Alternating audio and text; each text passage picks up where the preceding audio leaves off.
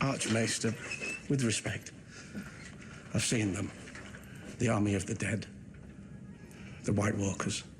I was sent here to learn how to defeat them.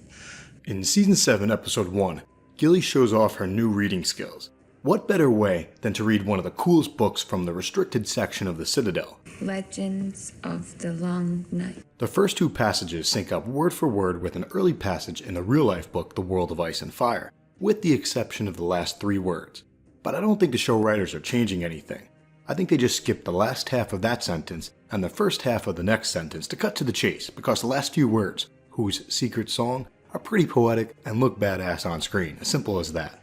So with that said, we probably know what is written on the next few pages. Let's start, quote, "As the first men established their realms following the Pact, little troubled them save their own feuds and wars, or so the histories tell us."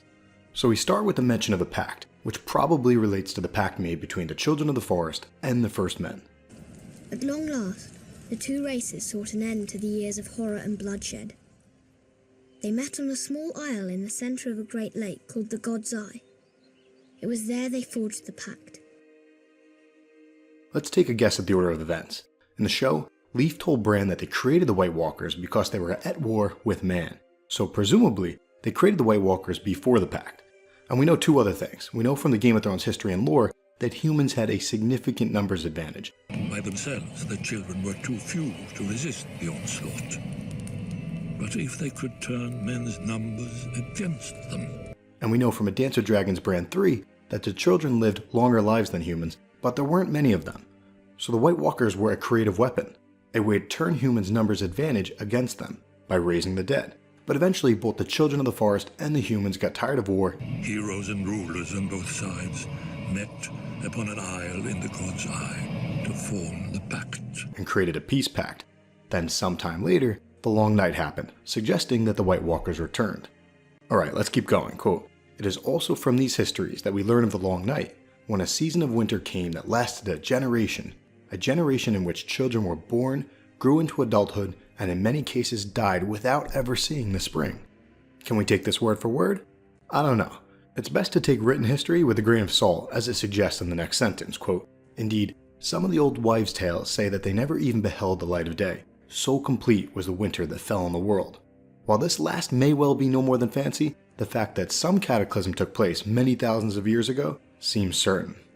But now it gets interesting, because we start asking ourselves where the Long Night took place, and if the Long Night is something that has happened only once or more than once. Quote, "Lomas Longstrider, in his Wonders Made by Man, recounts meeting descendants of the Rhoynar in the ruins of the festival city of Croyan, who have tales of a darkness that made the Rhoyne dwindle and disappear, her waters frozen as far south as the joining of the Salhoru."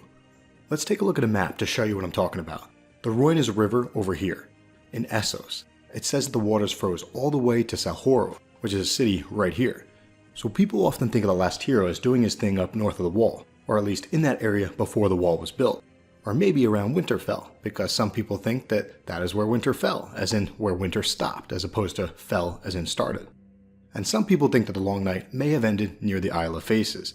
Any of those may be true, but as you'll see as we continue reading this passage, the legend of Azor Ahai seems to have taken place in Essos.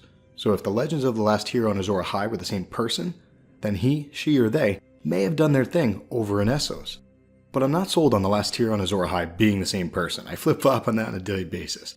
But here's another question. It says that the river froze all the way to Salhoru. So let's pretend a Night King type dude came south from the lands of always winter. And let's pretend that he brought the winter with him. Would it travel down all of Westeros and then over to Essos?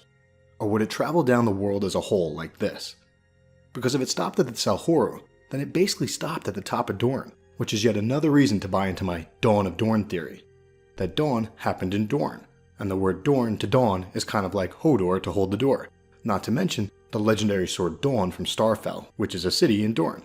The wielder of Dawn is called the Sword of the Morning. Way too many coincidences here, which leads me to believe that they're all connected to the Long Night and a figurative dawn of a new day, occurring in Dorne. Unbowed, unbent, unbroken. Alright, let's keep going. Quote, "According to these tales, the return of the sun came only when a hero convinced Mother Rhoyne's many children, lesser gods such as the Crab King and the Old Man of the River, to put aside their bickering and join together to sing a secret song that brought back the day." There it is, folks, a secret song. That's huge. In the show, They left out most of those words and ended the prior sentence with the secret song part, but it's one and the same. So what is the secret song? Wild guess? Was it a song of ice and fire? It says that a couple legendary figures put aside their bickering and joined together to sing that secret song. What does that mean? Did they put aside fighting to fight together against an enemy like the Night King? Or did the enemy also sing the song with them? Let me know in the comment section what you think. Was the sword Dawn Lightbringer? Was it used to kill the Night King?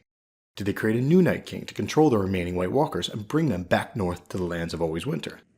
Alright, so here's what comes next in the world of Ice and Fire, so presumably this passage comes next in the book that Gilly was reading. Quote, "It is also written that there are annals in Ashai of such a darkness, and of a hero who fought against it with a red sword.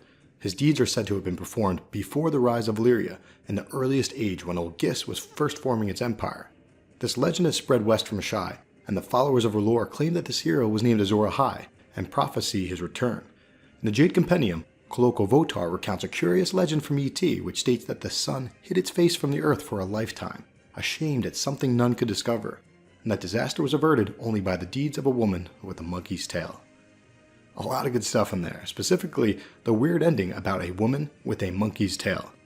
There are several references to Tyrion as a demon monkey, so in a way, Dany's got a monkey's tail, her hand. But I'll save that for a separate video detailing how Dany fits the Azor Ahai prophecy.